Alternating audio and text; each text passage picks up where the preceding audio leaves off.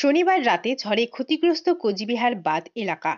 আজ সকাল সকাল ক্ষতি হওয়ায় এলাকায় পরিদর্শনে গেলেন 16 নম্বর ওয়ার্ডের কাউন্সিলর অভিজিৎ দেব ভৌমিক।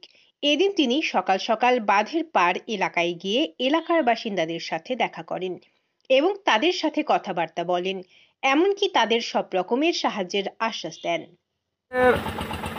আকস্মিক ঝড়ে 15 নম্বর ওয়ার্ড বাঁধের ওপরে বেশ কিছু বাড়িতে গাছ ভেঙে পড়েছে, গাছের ডাল, এতে ক্ষতি হয়েছে বহু মানুষের। সেই বাড়িগুলো দেখে এলাম। আপাতত বেসরকারিভাবে যাতে গাছগুলোকে তোলা যায় ওখান থেকে, ডালগুলোকে বাড়ির উপর থেকে, সেই ব্যবস্থা করে এলাম। সেটা হয়ে যাওয়ার পরে ওয়ার্ডের থেকে কিছু ত্রিপালেরও ব্যবস্থা করেছি। ওখানে কাউন্সিলরও ছিল, আমি ভুলে এসেছি। ত্রিপাল আমার অফিস থেকেই যাবে।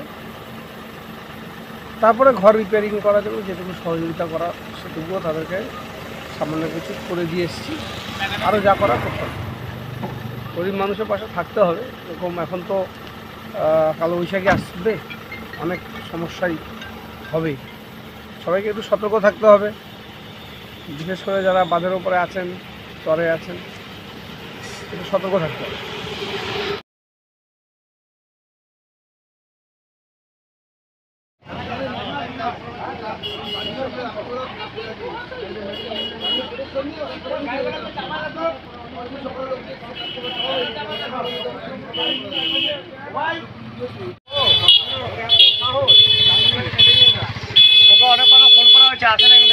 আসে নাই, আমি বাড়িতে আমি ওনার বাড়িতে গেলাম, উনি ছিল না।